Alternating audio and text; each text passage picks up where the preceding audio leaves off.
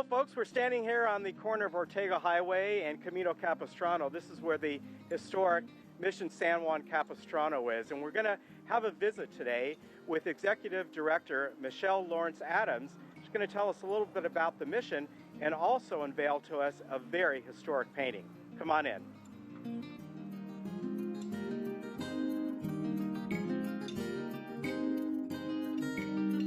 Well, Michelle, you are the executive director here at the mission, which I would have to think is a pretty big job. You're overseeing one of the most historical places here in Orange County, if not California. It is so much fun to serve as the director of the mission. We have 65 employees, over 300 volunteers. It's a job that's more of a lifestyle job. I kind of think of it that way. We have about a day that starts around 6 in the morning because we have to get ready for Sarah Chapel Mass, which is a tradition that happens every day at 7 o'clock.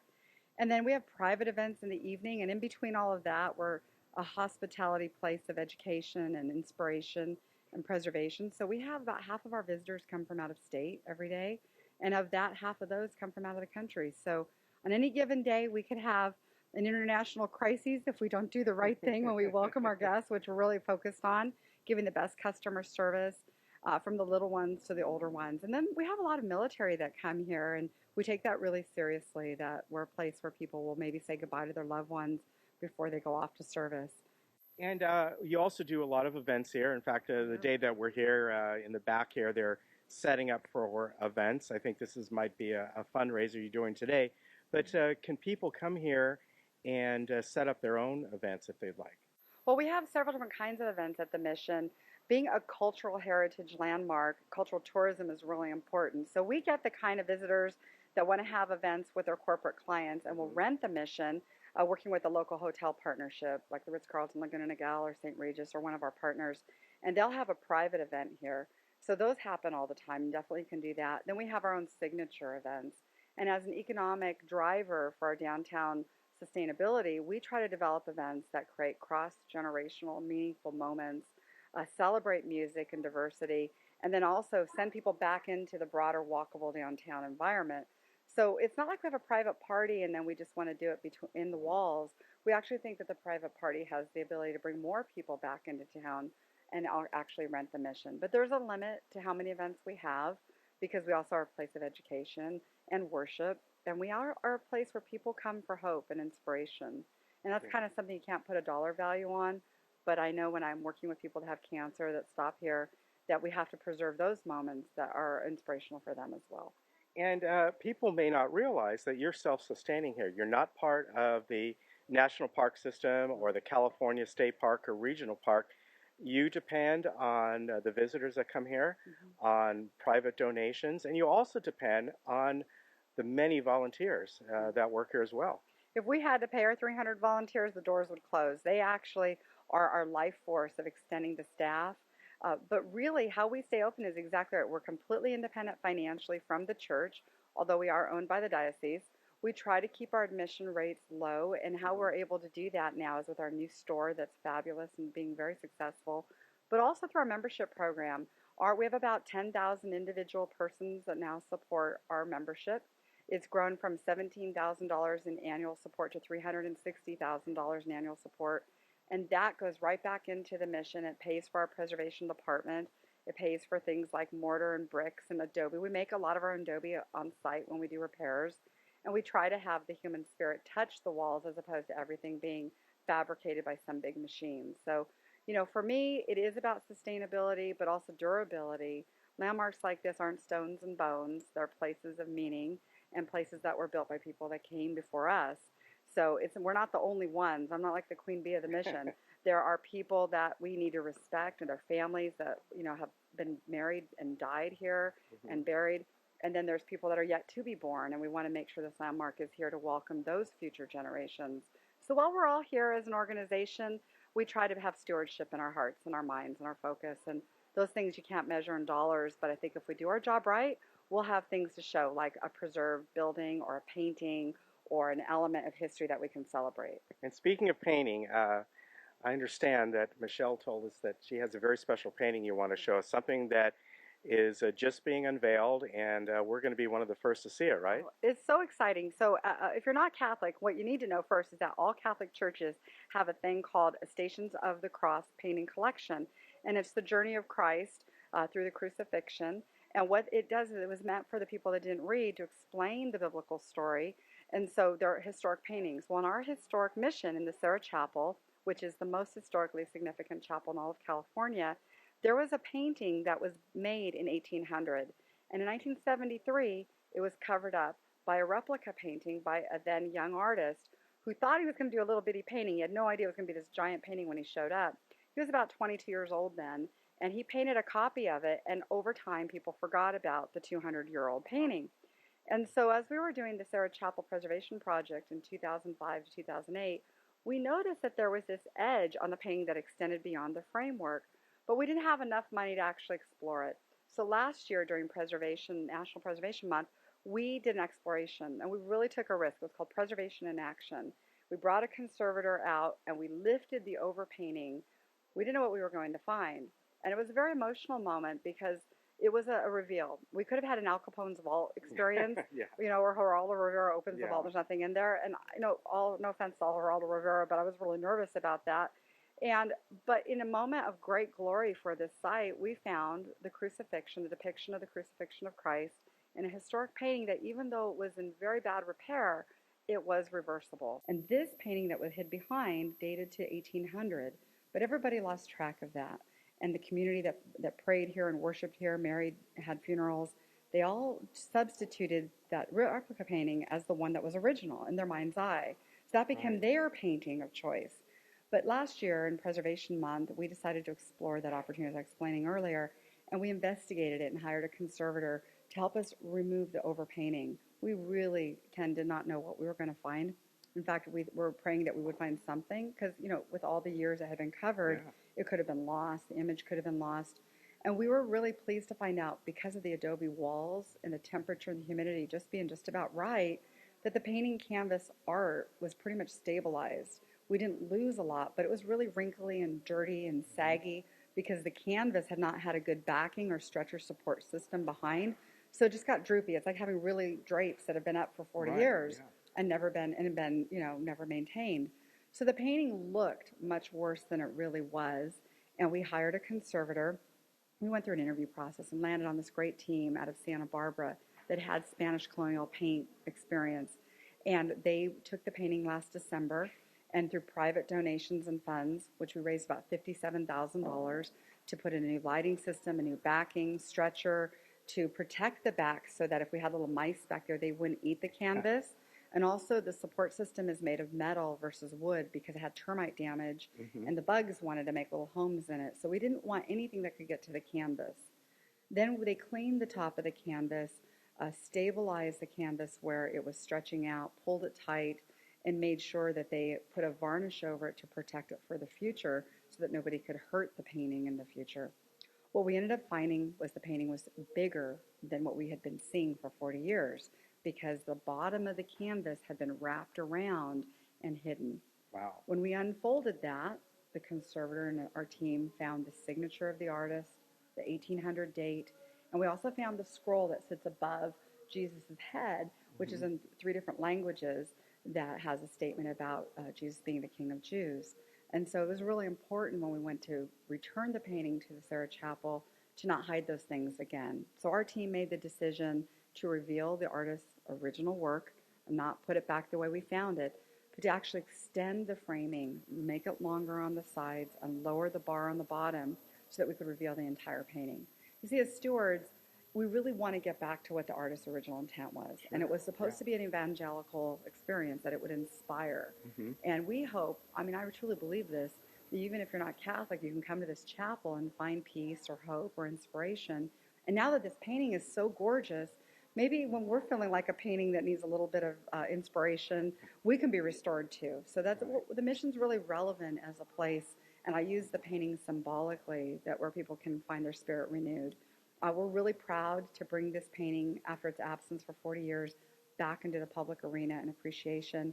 And then that other painting, we've cleaned that one up, And we hope to bring that out for public's enjoyment because it has its own story now. Yeah, and that painter is still alive, and he showed up as a senior citizen, and now he's a friend of the mission, and he says he's just so happy. So we want to celebrate Mr. Maldonado.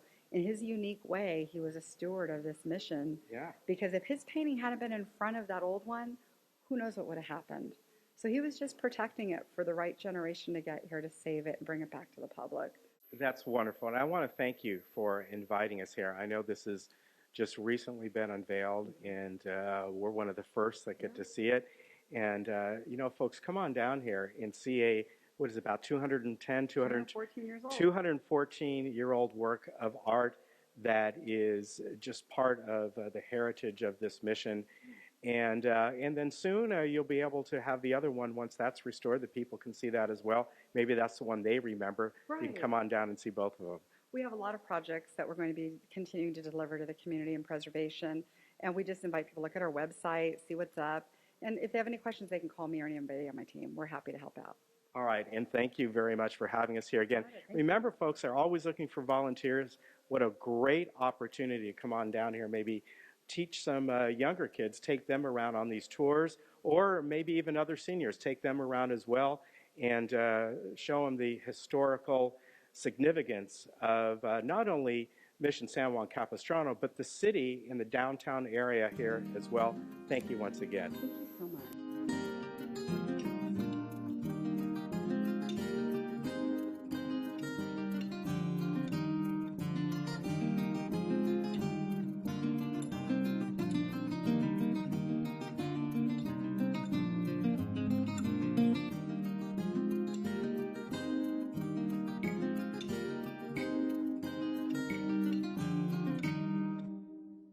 Hi, I'm Delphine from Laguna Woods Broadband Services. Did you know that with a set-top box, you have access to over 100 channels of programming, an easy-to-use interactive guide with the option of high definition and recording capabilities? Today, I would like to show you some of the features when using the interactive guide.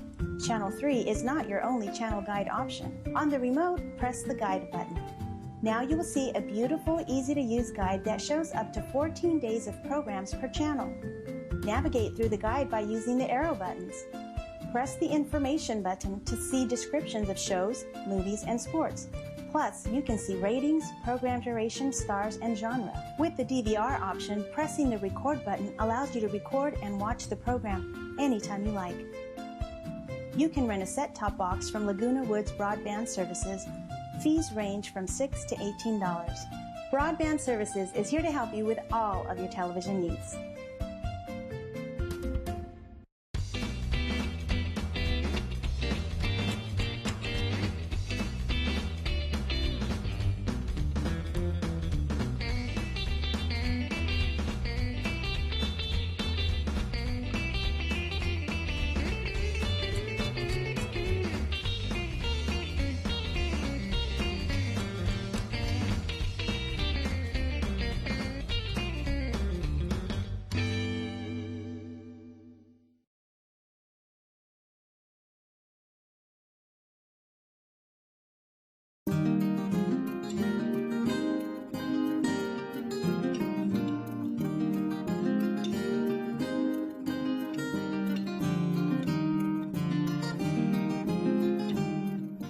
Well, hello, folks. Standing here in beautiful San Juan Capistrano in front of the Mission San Juan Capistrano, historical part of Orange County. We're going to go in today and speak to the educational director, Megan Durquette, about all the different programs that they have here, not only for young folks, but you as well.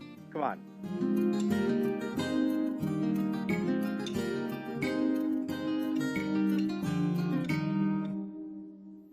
Well, welcome to Mission San Juan Capistrano, just a wonderful part of Orange County history. In fact, just across the way here is one of the original roads or neighborhoods of Orange County. I'm standing here with Megan Durquette. You are the educational director here, meaning that you work with a lot of the kids in the area in schools, right? Yeah, absolutely. We see about 65 to even 70,000 fourth graders a school year. And I was telling Megan that when my wife taught fourth grade, she has come down here many, many, many times and just said what a wonderful program you have here. Great educational opportunity, right? Yeah, we offer a lot of different programs. We offer docent-guided tours led by volunteers. We have wonderful hands-on education programs. One of the programs we have is making adobe bricks and rope making the old-fashioned way, so kids actually get to experience the mission and what life was like by doing it themselves. It's really fun. How long has this program been going on? The Mission Matters program, that hands-on activity, has been going on for over 8 years. Besides the fourth grade classes, do you also work with other schools and some of the local community colleges as well? Yes, we'll have universities coming in, learning about California history. Oftentimes we'll get students in high school learning Spanish, and so they'll come and learn about the Spanish cultural history of California. So that's pretty interesting as well. How long have you been here? I've been working here for 7 years, and it's been a delight. It's constantly learning something new about its history and all that good stuff. I've been able to work on creating our audio tour programming, our exhibits, and that's been a wonderful blessing in my life. And, now, yeah. This is one of the most intact missions in California. As you were telling me a little bit earlier, that parts have been rebuilt, but there is an awful lot of original buildings and walls, artifacts. Even you have the what I would maybe call the well system or the plumbing system of the day intact here. Yeah, we do. We have our zanjas, or those irrigation canals that are still a part of the grounds. We have some buildings dating back to the 1780s. We have Sayre Chapel. It's the heart of the community. It's been an operating chapel since 1782. And Father Sayre actually celebrated Mass there. It's one of the only churches in California that he actually said Mass in. And walking around here, you look at the absolutely beautiful gardens. You even have a vegetable garden in the back there. So beyond just the basic education of the history of this place, you have also landscape programs, from what I understand. Yeah, we do. We have an amazing group of volunteers. And one of our volunteer groups is called the Gardening Angels. And so they come here almost every Wednesday, and they're this cheery group of guys and gals. They work in our rose gardens. They also work in our vegetable gardens. And so they're basically planting vegetables that would have been grown here some 200 years ago when the Spanish introduced them. So it's keeping history alive, and it's kind of an interesting dynamic with alive the beauty of the plants in the backdrop of historic architecture. It's beautiful. One of the things that I notice here is looking around, speaking of the landscaping, is just the educational process of teaching people about sustainable landscaping. That is obviously what you have here. And a lot of the historical plants that have been here since it began, right? Yeah, absolutely. We try to include as many native plants as we can. And we actually offer garden tours by our Gardening Angels, and they talk a lot about that, about the native plants and how they're drought resistant, etc. We also, in our vegetable garden, we have demonstration areas of composting and how to do that in your own garden. So just coming down here, just for the landscaping aspect of it, is phenomenal. You can get a lot of ideas, and really, you look around here, a lot of people think that drought-tolerant landscaping and native plants aren't beautiful. These are absolutely spectacular. What about programs for the senior communities? We do offer discounted tour rates for groups of 15 or more. We have a discount for seniors coming in individually. And if they're interested in becoming a docent, that is a really fun group of people. A lot of them are retired teachers, and it's a great community of learning and staying, continuing education as you're retired. But also, it's a really fun way to work with our kids and with adult groups coming and visiting this historic landmark. Well, walking around here today, I see these groups out here, and I see your docents out here. And I think that would be a wonderful opportunity for a lot of the folks that live in our community here to come down here and volunteer. I'm sure you have a lot of great opportunities, but really they're now connecting with a whole new generation that may be seeing this mission for the first time. Yeah, one of our core beliefs as the historic mission is educating the next generation so that they'll care for the mission. They'll be stewards of this place and continuing on the history of early California history, and it's great. So yeah, it's our history, and it's right here in your backyard, right here in San Juan. Megan, thank you very much. You've told us a lot about the great educational programs here, And I have heard, like I said, from my wife for years, how good it is here. Come on down and enjoy yourselves. Maybe volunteer and help that next generation learn about Mission San Juan Capistrano and early Orange County history.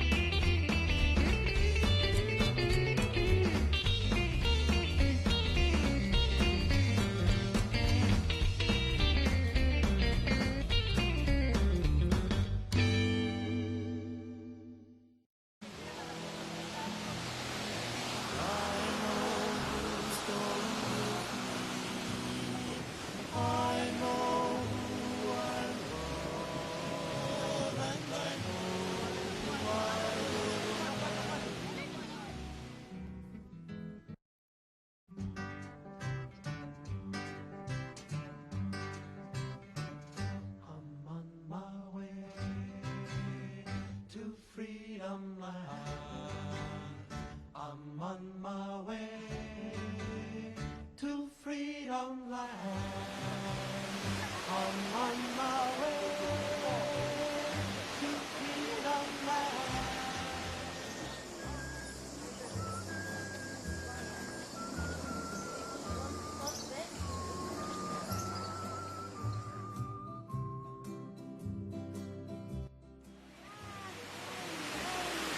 Oh, you're a happy fella. Hi there. Hi there.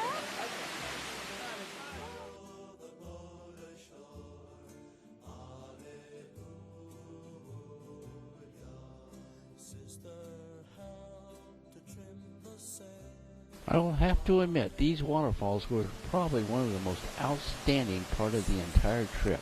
They were really impressive.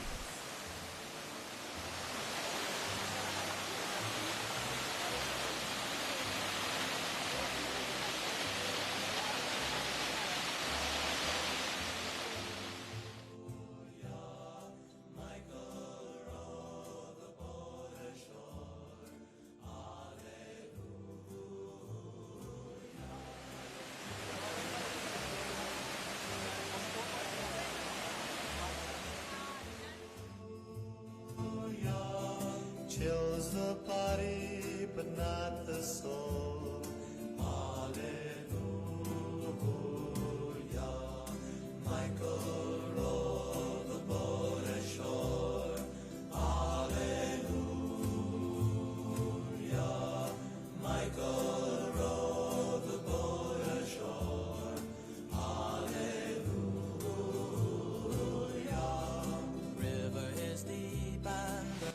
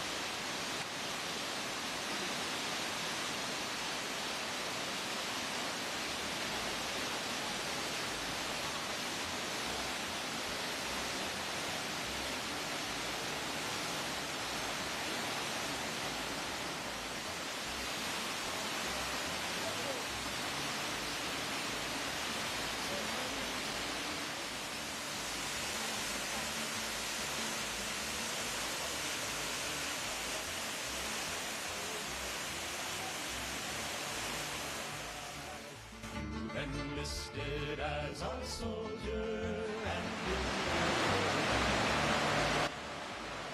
Okay, at this point, we're working our way down to the bottom of the falls, down to the river level. We are going to go on a river raft. You see that river raft? We're going to be on one of those, and they drive that thing right through the waterfall, and you get soaking wet. I mean, soaking wet. Of course, we brought raincoats with us, but I don't know how good they are going to do.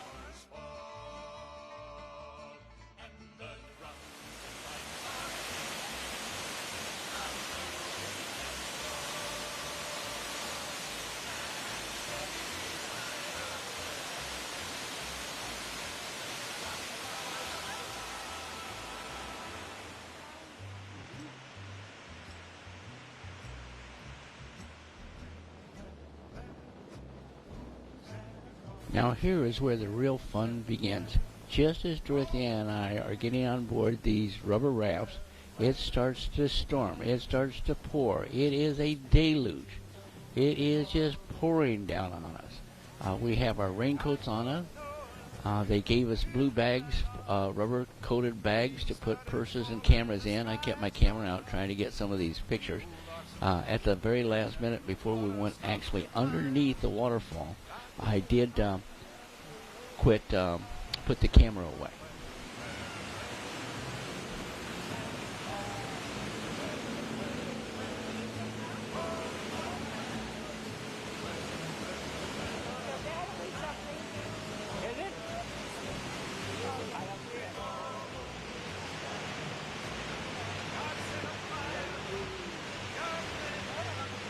It is just pouring down rain. I'll be lucky if I get any video at all.